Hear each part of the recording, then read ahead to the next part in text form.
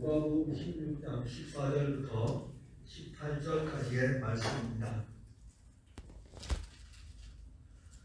바리새인들은 돈을 좋아하는 자들이라. 이 모든 것을 듣고 비웃거늘 예수께서 이르시되 너희는 사람 앞에서 스스로 옳다 하는 자들이나 너희 마음을 하나님께서 아시나니 사람 중에 높임을 받는 그것은 하나님 앞에 미움을 받는 것이니라.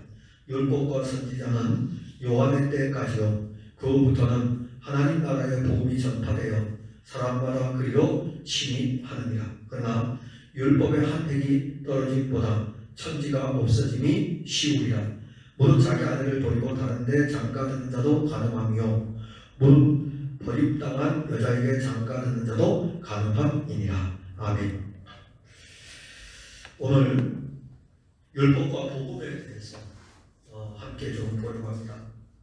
우리는 예수님께서 옳지 않은 청지기의 이 비유를 통해서 하나님과 재물을 겸하여 섬길 수 없다는 이 말씀을 보았습니다.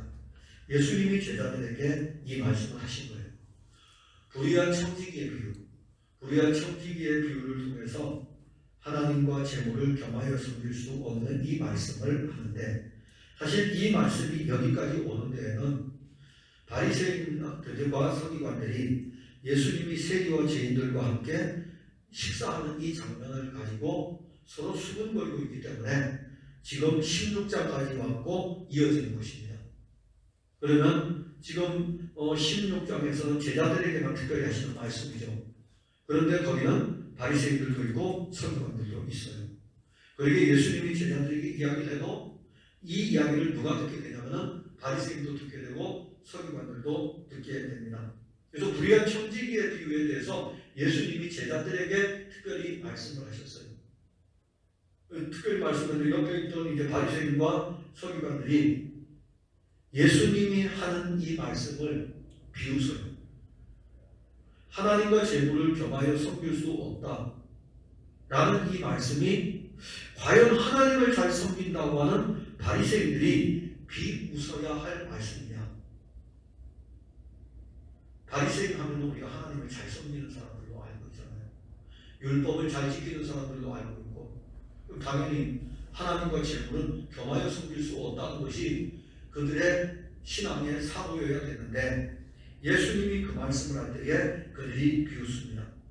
그래서 예수님께서 율법과 복음에 대해서 말씀을 해주는데, 사실 이 말씀의 분량은 상당히 적지만은 내용적으로 우리가 알아가야 될 것은 굉장히 중요한 것들이 많이 담겨 있습니다. 오늘날 교회를 다니는 사람들이 가장 어려워하는 것이 율법과 복음입니다. 그런데 이 율법과 복음을 구약에 나오는 이 말씀을 율법으로 하고 신약의 말씀을 복음으로 해서 딱 접근을 하면 굉장히 쉽겠죠. 그런데 1차적으로는 율법이 맞죠. 구약의 말씀이 율법이고 그리고 신약의 말씀이 복음인 것이 맞아요.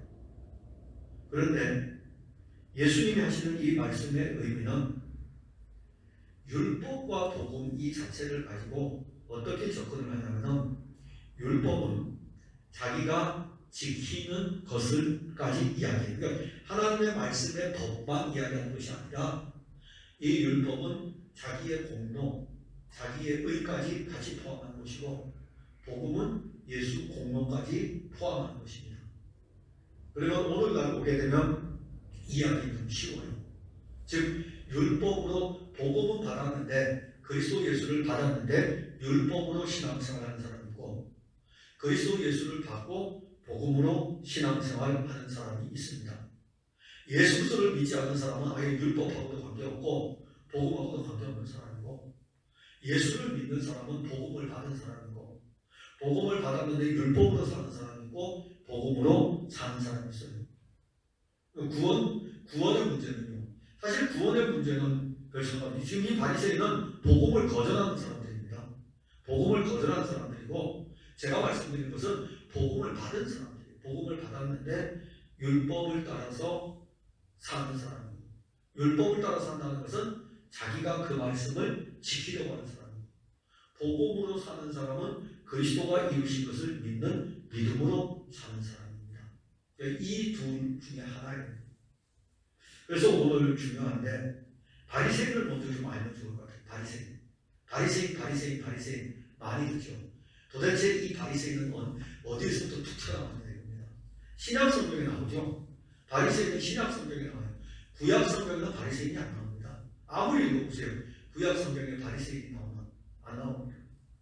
그래서 바리새인에 대해서 여러분들에게 오늘은 좀 알려드리려고 합니다. 도대체 이 바리새인이 언제 출현했느냐? 구약에서는 이 바리새인의 존재를 알려주지 않고 있고, 구약 성경은 우리에게 어떻게 알려주죠? 12지파예요. 이스라엘 백성들, 그리고 12지파. 그래서 이스라엘 백성들을 이야기할 때는 남유다를 이야기할 때는 유다지파, 북이스라엘을 이야기할 때는 대표적으로 에브라임 지파 이렇게 이야기해요. 아니면 더 앞으로 가게 되면은 야곱의 12아들들 이렇게 이야기하고 있고, 12지파가 형성되어 있고 지파들별로 약속의 땅을 차지하게 되고, 그래서 이 지파에 계속해서 지파가 언급이 됩니다. 근데 어느 순간인가 신약 성경에 오면서 지파가 없어져 버렸어요. 그 자리에 바리새인들 사두개인들이 딱 등장을 하는 거죠. 그래서 여러분들이 도대체 그럼 이 바리새인들이 언제 출현하느냐? 바리새인이 등장하는 것은 이스라엘 사실 역사를 좀 알아야 돼요. 세계 역사를 알아야 돼요. 세계에는 이 성경에 나오는 6개 제국이 있습니다.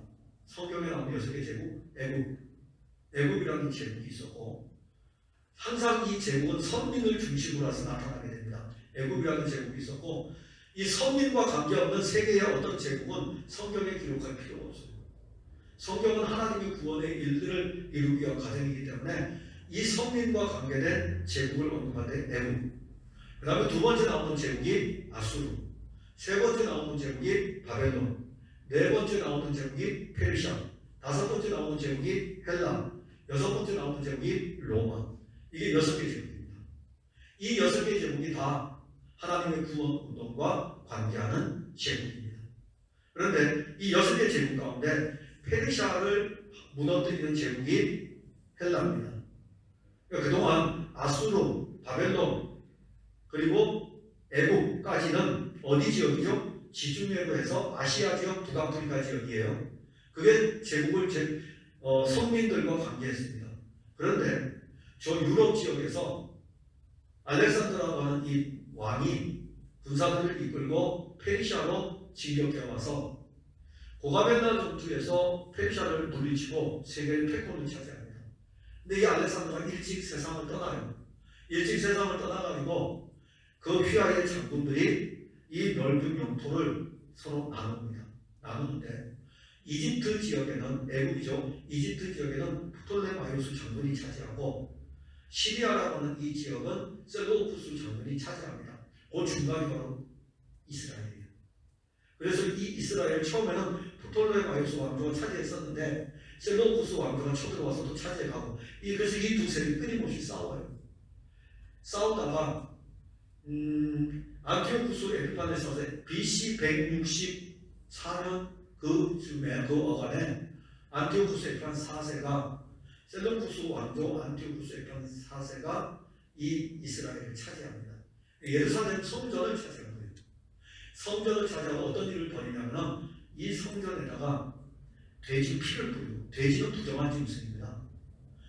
성전에 들어와서 돼지 피를 뿌려요. 그리고 하나님이 계신 그곳을 제우스 신상으로 만들고, 그럼 누가 이제 분노할까요? 다른 때 분노 안 하는데 성전이 그렇게 모독을 당할 때는 유대인들을 견딜 수가 없습니다. 유대인들이 분노해요. BC 164년에 유대인들이 분노해가지고 항쟁을 일으키는데 그게 바로 마카비 혁명입니다. 마카비 혁명이 일어나서 성공을 해요. 유대 땅에 잠시 유대 왕국이 회복이 됩니다. 그래서 이 유대 왕국이 회복이 된 이 왕조를 하스모니안 왕조라고 하는데 이때 바리새파, 사두개파들이 형성이 돼요. 바리새파들은 누구냐 하면 바리새파들은 영적으로는 실질적으로 하나님을 찾고자 갈망하는 이것이 굉장히 강해요. 대신에 바리새파 사람들은 대부분이 가난했어요. 근데 사두개파는 권력과 가깝기 때문에 부요해요. 부요하다 보니까는 영적으로 하나님의 말씀을 다 지키며 사는 데는 좀 약했어요. 그러면 바리새파하고 사두개파가 딱 있을 때에 유다 백성들은 누구를 추종할까요? 참 놀라운 것은요, 돈 있는 권력을 추종하는 것이 아니라 영적으로 하나님의 말씀을 따라 살려고 하는 바리새파들을 추종을 합니다. 원래 바리새파가 형성됐을 때는 그들은 가난했지만은 하나님의 말씀을 지키려고 하는 사람들이었어요. 그게 하스모니안 왕조에서 등장을 합니다. 그래서 하스모니안 왕조가 등장하고 하스모니안 왕조가 BC 64년에 멸망을 해요. 멸망을 하니까 BC 64년에 멸망하니까는 60년 뒤에 되게 되면 누가 탄생해요? 예수님이 탄생하잖아요. 그러니까 그 영향력이 미치는 거예요. 그러니까 예수님 당시에 바리새파가 있고 사두개파가 있다는 것은 바로 100년 전에 하스모니안 왕조 때 이 12지파의 체계가 무너져 버리고 이제는 신앙의 경건성을 따라가는 바리새파와 사두개파로 나누어집니다. 그러나 처음에 바리새파는 상당히 경건했어요. 하나님의 뜻을 따라 살려고 하고 굉장히 영적으로 열심을 했어요. 그래서 이스라엘 백성들은 바리새파 사람들을 굉장히 영적으로 존경을 했습니다. 그런데 오늘 우리가 본문을 보게 되면 종교의 열심을 가진 이 바리새인들이 지금 14절에 누가가 이 복음서를 기록할 때에 바리새인들은 돈을 좋아하는 자들이다. 하스모니안 왕조 때의 바리새파하고 또 변질되어져 버린 바리새파를 우리가 찾을 수가 있습니다. 그들은 돈은 안 좋아했어요. 처음에 바리새파는 돈을 안 좋아했어요. 그러나 시간이 100년이 흘러오면서 어떤 일들이 벌어지냐면 돈을 좋아하게 됐어요. 이 돈하고는 사실상 굉장히 우리 영적인 생활에 아주 밀접한 이런 관계들을 형성하고 있음을 볼 수가 있습니다. 돈을 좋아하는데 종교도 열심히 들고 돈도 좋아하고 세속화되어가는 모습을 볼 수 있습니다. 그래서 이 바리새인들은 율법을 자기들이 지키려고 힘쓰면서도 돈을 사랑하는 이중적 행태를 띠고 있는 것입니다. 그럼에도 불구하고 당시의 사람들은 바리새파 사람들을 존경했습니다. 그리고 이 바리새인들의 영적인 영향력이 예수님 당시에도 상당히 컸어요. 그만한 영적인 영향력이 있었습니다. 그런데 중요한 것은 그들이 영적인 영향력이 있었다고 하지만 실질적으로는 이 바리새파의 특징이 아니죠. 자기들이 지키는 율법을 가지고 다른 사람들을 판단하고 정죄하는 것입니다. 그러니까는 일반 유대인들이 봤을 때는 아무 소리 못하는 거예요. 왜냐하면 이 바리새파들이요, 율법을 자기들이 지키려고 율법을 따라서 열심히 살려고 막 이렇게 나가니까는 예를 들어서 구제해야 된다 그러면은 나팔을 불어서 사람들 보는 앞에서 막 구제하고, 사람들은 그 의도를 모르잖아요. 모르니까는 야, 바리새파는 저 물질을 깔고 사람들을 구제하는구나. 막 기도할 때에도 나팔을 불어가지고 기도하는 거예요. 사람들이 보는 데서. 그러면 야, 저 바리새파들은 우리는 기도 못하는데 저 사람들 기도 생활하는 건 굉장히 겸손하구나, 이렇게 생각을 하게 되겠죠. 그래서 이 바리새파들이 뭘 이야기하든지 간에 그 당시에 유대인들은 맞아, 라고 받을 수밖에 없어요. 근데 바리새파들은 어떻게 접근하냐면은 이 율법을 가지고 사람들을 판단하는 거예요. 왜 기도하라고 했는데 기도 안 합니까? 그렇게. 왜 말씀을 가까이 하라고 했는데 왜 말씀을 가까이 안 합니까? 이렇게 합니다. 그러면 역으로 이야기하면 바리새인들은 기도하면서 기도하지 않는 사람한테 이야기할까요? 성경을 읽으면서 성경을 읽지 않는 사람한테 이야기할까요? 아니에요. 자기도 안 읽고 자기도 기도하지 않으면서 사람에게 보일 때는 하더라도 은밀한 가운데 기도는 안 해요. 참 무섭죠. 겉으로 볼 때에는 와, 신앙이 좋은 것 같아. 그랬는데 내면에 가게 되면 기도 안 하고 성경 안 읽고. 사실 제가 설교할 때 제일 어려운, 여기 모인 분들 중에서 설교할 때 제가 제일 어려운 사람이 누구일까요? 저기 앉아 있어요. 저기 앉아 있어요. 왜 어렵냐면 제 생활을 다 보고 있기 때문에 굉장히 어려워. 그런데 제가 간단해서 그렇게 이야기하면 제 아내가 잔소리를 하기는 그렇고 속에서 그러겠죠.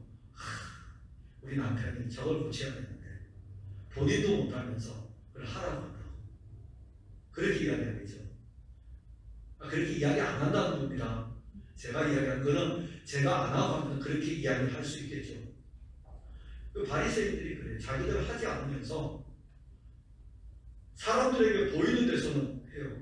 그러니까는 보이지 않는 데서는 안 하니까는 사람들이 볼 때는 이 사람은 보이는 데서나 보이지 않는 데서나 굉장히 열심히 하는구나라고 생각하니까는 바리새인들이 딱 이야기하면 아유 죄송합니다. 제가 다음부터 열심히 하겠습니다. 이런 거예요. 판단하는 거랑 너 앞으로 그거 안 하면은 회당에 못 와. 이렇게 하면 정말 죄송합니다. 다음부터 하겠습니다. 이 영향력이 얼마나 큽니까? 근데 예수님이 딱 찍었어요. 아주 정확하게 찍었어요.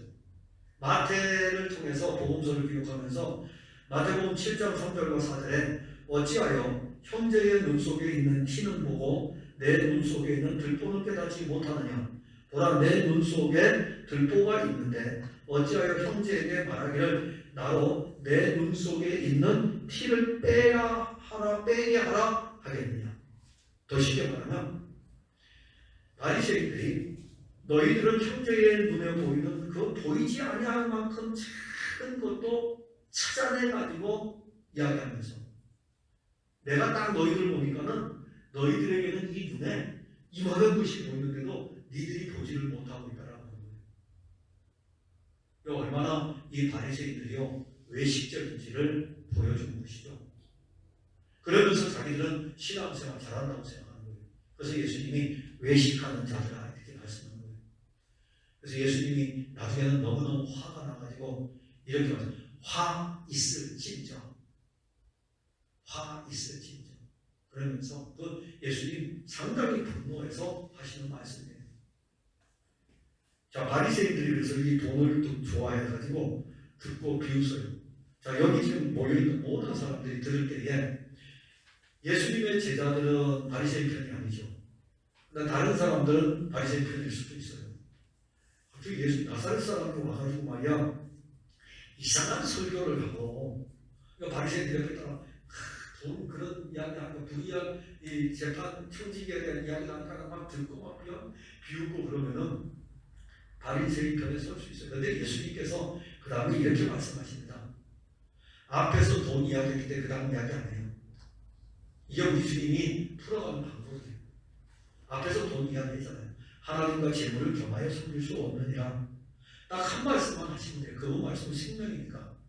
그 다음에 이렇게 던지는 말씀은 다른 게 아니라 너희는 사람 앞에서 스스로 옳다하는 자들이나 너희 마음을 하나님께서 아시나니 사람 중에 높임을 받는 그것은 하나님 앞에 미움을 받는 것이니라.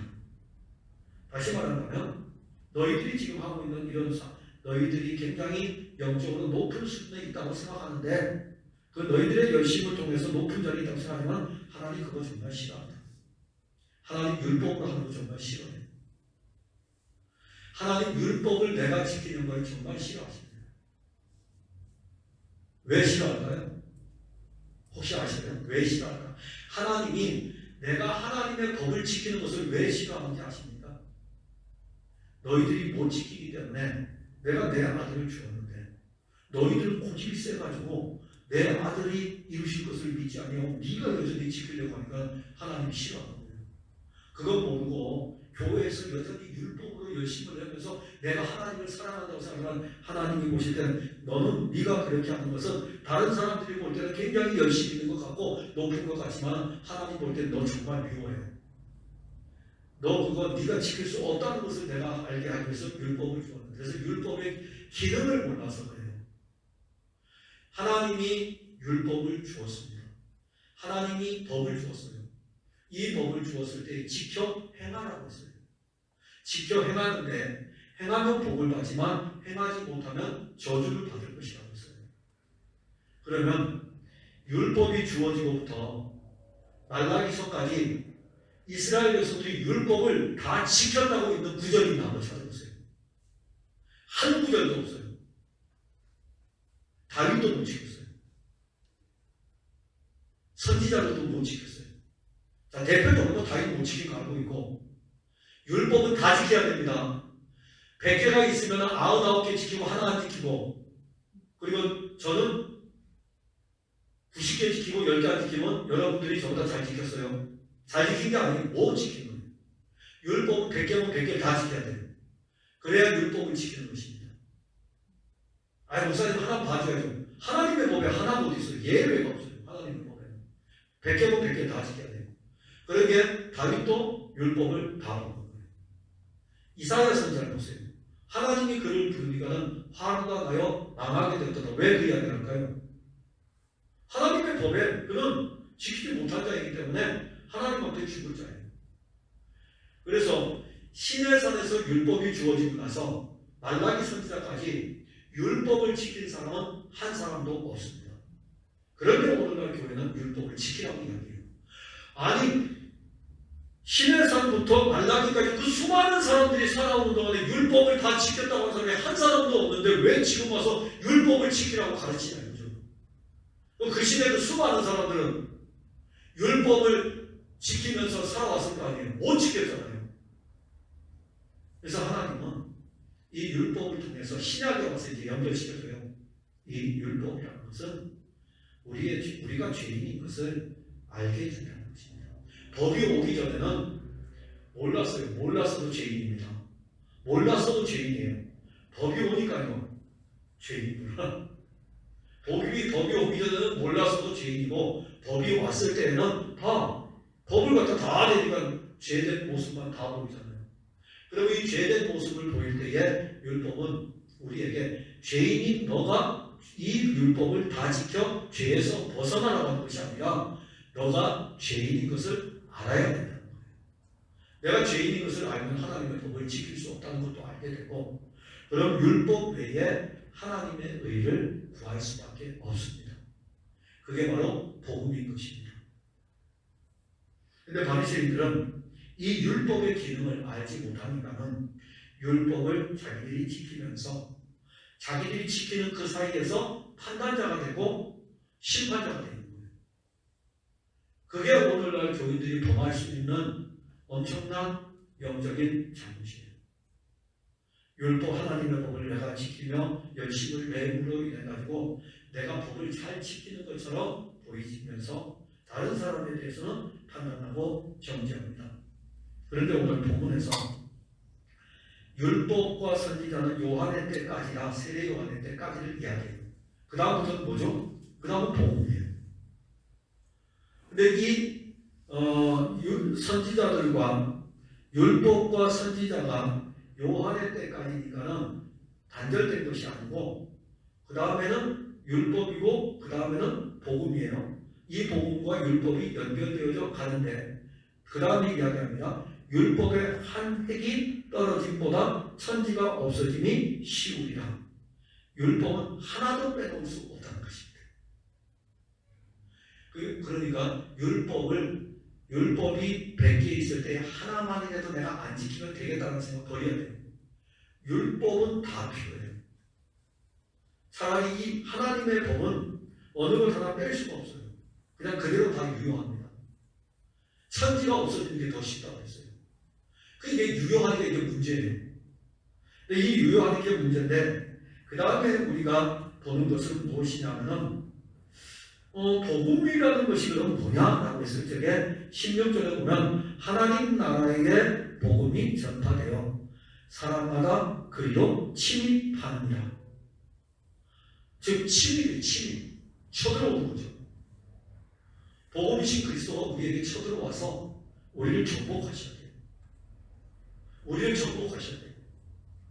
그러니까 내가 율법을 지키면서 하나님의 뜻을 이루는 것이 아니고 나는 그것을 할 수 없다는 것을 알고 하나님의 아들이 이제 왔잖아요. 이게 하나님의 나라입니다. 하나님의 아들이 왔으니까 하나님의 나라고 하나님의 아들이 침입하는 거예요. 침입해가지고 우리 안에 들어와야 돼요. 그래서 하나님의 아들이 이때는 육신을 입고 와서 사람들을 만나는 거예요. 이게 침입하는 거예요. 사람들을 만나서 침입하는 거죠. 그런데 들어갈 수가 없어요.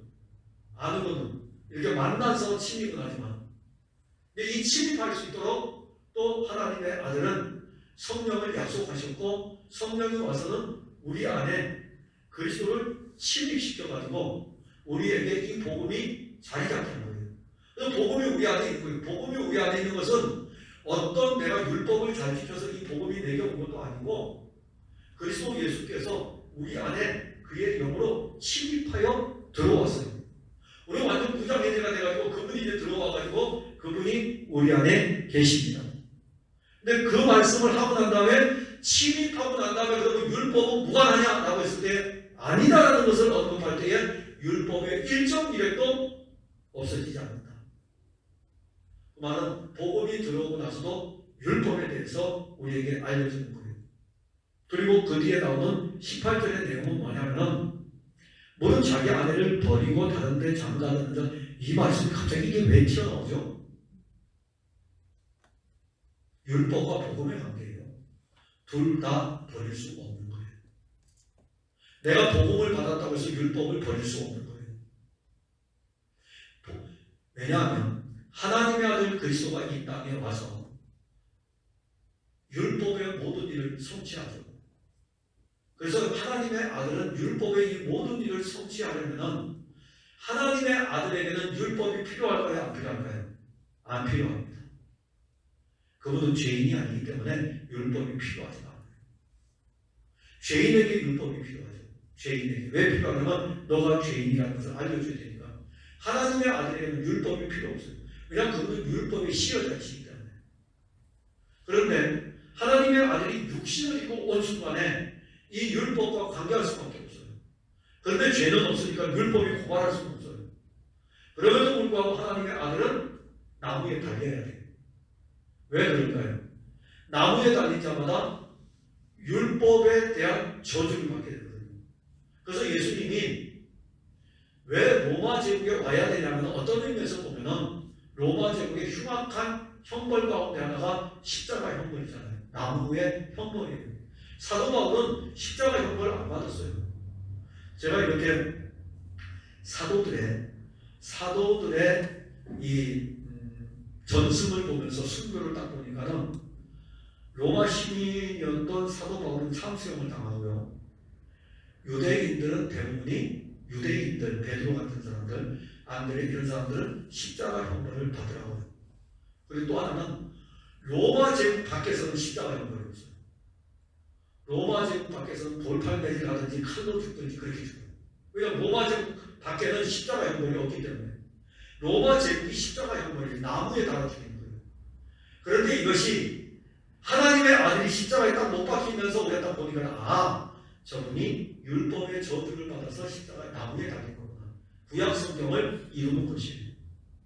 그럼 율법의 저주는 누가 받아야 됩니까? 우리가 받아야 되죠.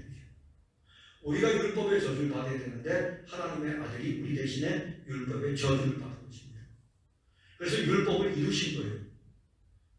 자, 예수님은 이 땅에 와서 야 이제 필요 없어. 율법 필요 없어. 율법을 폐기한 것이 아니고 율법을 성취하신 거예요.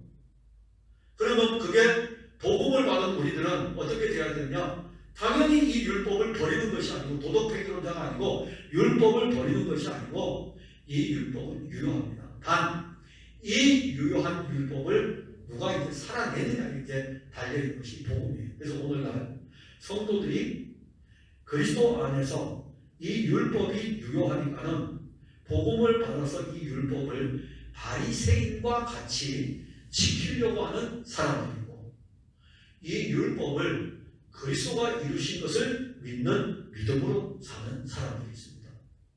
그래서 교회 안에는 복음과 율법이 혼재해가지고 신앙생활 하는 사람이 있고 복음으로 신앙생활 하는 사람이 있습니다.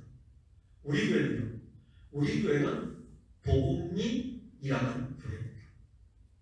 예수 믿고 내가 열심을 해서 하나님의 법을 이루어가는 성화가 아니라 예수를 믿게 한 것도 하나님의 아들 그리스도 예수가 우리에게 오신 것이고 예수 믿고 새 생명을 우리에게 주셨으니까 이 새 생명이 성령으로 말미암아 성령이 이끌림 받아 성화의 과정을 살아내도록 이끌어가는 것. 물론 육신을 입고 있기 때문에 넘어지는 것도 수도 없이 넘어지지만 넘어진 데서 일으켜주시는 분도 그리스도 예수께서 성령으로 말미암아 우리를 일으켜주시고 이런 과정 속에서 결국 우리에게서 고백하는 것은 내가 해야 될 일들은 없구나. 그러면 내가 지금 예배드리고 내가 하는 거 아닌가요? 아니, 여러분들 안에 주의 영이 있어서 여러분들도 하여금 예배드리게 하고 살아가게 하고 호흡하게 하는 것입니다. 우리 영과 육의 존재잖아요. 육신의 이 껍데기 안에 있는 생각하고 사고하고 마음에 간직하고 육체가 움직이는 이 모든 것들은 보이지 않는 우리의 영이 이 안에 있어요. 그래서 영이 떠나면 죽어있는 거예요. 죽은 거예요. 영이 있다. 그런데 이 영을 하나님의 거룩한 영이 와서 그리스도 예수를 탁 붙들어 포로로 딱 잡아가지고 그가 우리 안에서 우리의 영을 붙들고 사는 거예요. 그리고 우리의 육신은 그 영의 인도함을 따라 살아가는 게 로마서 8장입니다. 그래서 로마서 8장이고 그리스도 예수를 이야기하지만 실질적으로 거기에 영에 대한 부분이 굉장히 많이 나옵니다. 그 영으로 말미암아 우리 안에 그리스도가 살고 살아가는 거죠. 그럼 율법은 누가 지킵니까? 내가 지키느냐? 아니에요. 내가 율법 딱 써서 못하기 때문에 또 우리는 거기서 그리스도에 돌아가서 그가 이루실 것을 구하는 겁니다. 그래서 오늘 이 본문에 보면은 바리새인들의 이 모습이 혹시 우리에게 있지 않나? 하나님과 재물을 겸하여 섬길 수 없다는 이 부분을 가지고 자기 사고를 가지고 비웃기도 하고 그러잖아요.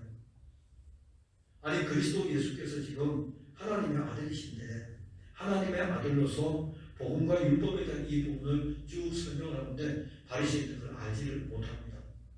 우리도 미련하여 가지고 복음의 깊이를 알지 못하면 계속 우리의 육신을 가지고 생각하는 것들이 강하게 작용돼요.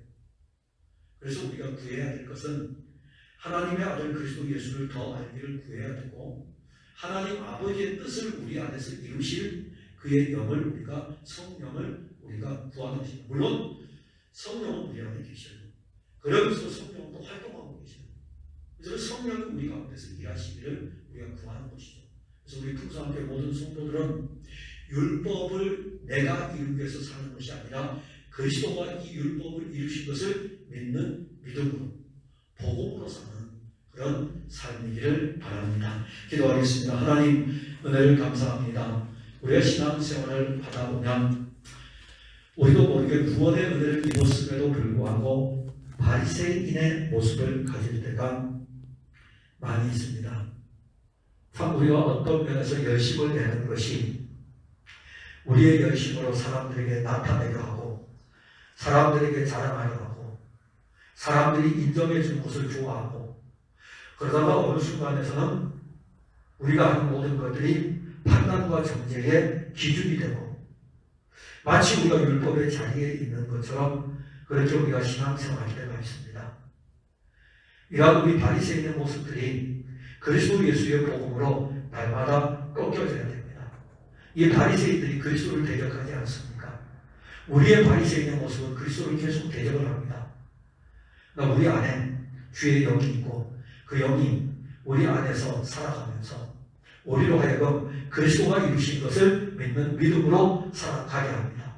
오늘도 그리스도께서 우리를 위해 사시는 것이고 내일도 그리스도께서 우리를 위해 사십니다. 물론 우리가 육체를 가지고 있기 때문에 자주 넘어지지만 궁극적 승리, 오늘의 승리와 내일의 승리와 영원한 승리는 우리의 열심에 있는 것이 아니라 그리스도 예수의 공로에 있는 것을 우리가 믿고 있습니다.